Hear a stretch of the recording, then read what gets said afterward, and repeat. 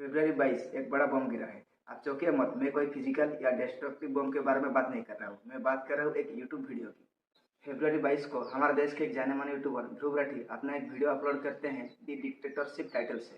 Ruling party के politicians और opposition के पॉलिटिशियंस दोनों को अपनी बात रखने का मौका दिया जाएगा। दोनों को मोर और लेस इक्वल कवरेज मिलेगी मीडिया पर। लेकिन हमारे मीडिया में क्या देखने को मिल रहा है? दिन रात 2400 घंटे सिर्फ सरकार की तारीफ करी जाती है, रूलिंग पार्टी की तारीफ करी जाती है, उन्हीं की ही चीजें सुनाई जाती है। सेम रीजन की वजह से मीडिया को फोर्थ पिलर ऑफ डेमोक्रेसी कहा जाता है कि वो सरकार को अकाउंटेबल ठहराएगा। लेकिन आज के दिन की हालत क्या है? टिल डेट प्रधानमंत्री मोदी ने 0 प्रेस कॉन्फ्रेंसेस करी हैं जहां पर अनस्क्रिप्टेड सवाल उनसे पूछे गए हों। अकाउंटेबिलिटी बिल्कुल 0 है। प्रेस कॉन्फ्रेंस तो छोड़ो, एक अनस्क्रिप्टेड सवाल तक सुनने की हिम्मत नहीं है उनमें। जब मनमोहन सिंह जी प्रधानमंत्री थे, उन्होंने कम से कम 117 बार प्रेस कॉन्फ्रेंसेस करी थी, प्रेस को एड्रेस किया था। यहां पर यह है कि एक पीसफुली प्रोटेस्ट करने वाले आम इंसान को सरकार इस तरीके से ट्रीट करे, क्या यह सही है? इससे पहले रेसलर्स प्रोटेस्ट हुआ, वहां भी वही बर्ताव देखा गया पुलिस का। पिछले फार्मर प्रोटेस्ट में भी यही देखा गया, कितने ही किसानों की जाने गई उस प्रोटेस्ट के दौरान। 2021 के आर्टिकल के अनुसार कम से कम 600 किसान मारे गए थे उन पिछले फार्मर्स प्रोटेस्ट में। और ये तो वो प्रोटेस्ट है जिनकी बात आपको खबरों में थोड़ी सुनने को मिल जाती है, क्योंकि एक लिमिट से ज्यादा बड़े हो गए हैं प्रोटेस्ट। डेमोक्रेसी के अंदर separation of powers, independence of institutions, एक ऐसी चीज है जिसके बारे में आपने स्कूल में पढ़ा होगा। हमारे सुप्रीम कोर्ट ने एक आदेश दिया था इलेक्शन कमीशन का इंडिपेंडेंस बनाए रखने के लिए। ये जो चीफ इलेक्शन कमिश्नर है और बाकी इलेक्शन कमिश्नर्स हैं, उनकी अपॉइंटमेंट 3 मेंबर कमेटी के द्वारा करी जाएगी, जिसमें एक प्राइम मिनिस्टर होंगे,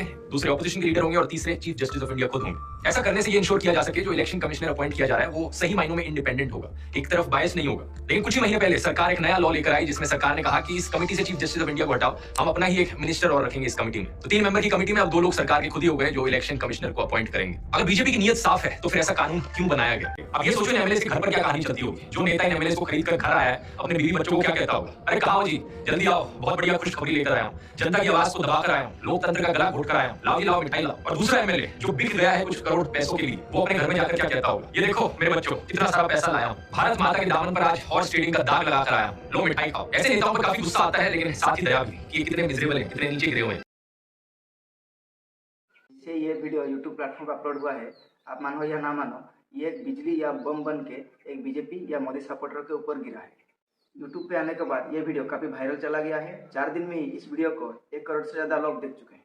ध्रुव राठी हमारे देश के डेमोक्रेसी के ऊपर सवाल उठाया है और हमारे देश को नॉर्थ कोरिया और रशिया जैसे डिक्टेटरशिप देश से तुलना किया है। वीडियो आते ही इस वीडियो के ऊपर काफ़ी चर्चा शुरू हो गया है। इस वीडियो के ऊपर काफ़ी मिक्स रिव्यू मिले हैं। कुछ लोग इसके सपोर्ट में हैं तो कुछ लोग इसको अपोज भी करते हैं। कुछ लोग तो वीडियो को यूट्यूब प्लेटफॉर्म से हटाने के लिए मांग भी कर रहे हैं। जिसको भी इस वीडियो से प्रॉब्लम है, मैं उनसे पूछना चाहता हूँ कि एक्चुअली आपको प्रॉब्लम किस चीज़ से है? आपको एक्चुअली प्रॉब्लम किस चीज़ से है? ये वीडियो क्यों बना, इसलिए इस टॉपिक के ऊपर बात हो रहा है इसलिए, या कोई बीजेपी की अगेंस्ट बोल रहा है इसलिए? यहाँ मैं एक बात साफ करना चाहता हूँ कि मैं किसी पार्टी को सपोर्ट या अपोज नहीं करता हूँ। ऐसा नहीं है कि मैं ये वीडियो बना रहा हूँ इसका मतलब मैं बीजेपी को हेट करता हूँ। अगर आप मानते हो इंडिया डेमोक्रेसी है तो यहाँ सब कुछ एक डेमोक्रेटिक और कॉन्स्टिट्यूशनल के वे में होना चाहिए। यहाँ सबको अपना बात रखने की हक है, चाहे वो यूट्यूब वीडियो के माध्यम से हो या चाहे एक फील्ड में स्पीच के माध्यम से। फ्रीडम ऑफ स्पीच का राइट्स हमें हमारा कॉन्स्टिट्यूंसी में मिला है। जिसको जो भी प्रॉब्लम है वो उसका अपोज कर सकता है, लेकिन एक प्रॉपर कॉन्स्टिट्यूंसी के रूल के हिसाब से। ध्रुव राठी ने अपने वीडियो में बीजेपी के खिलाफ जितने भी आरोप लगाया है वो एक प्रॉपर फैक्ट और प्रॉपर प्रूफ के साथ लगाया है। इस केस में जिसको प्रॉब्लम है वो प्रॉब्लम वीडियो के साथ नहीं बल्कि ध्रुव राठी के फैक्ट और प्रूफ के साथ प्रॉब्लम होना चाहिए। अगर आपको वाकई लगता है ध्रुव राठी के प्रूफ और फैक्ट मिसलीडिंग है तो आप उसके ऊपर काउंटर अटैक कीजिए, ना ही वीडियो के ऊपर। आप ऐसे कर पाओगे?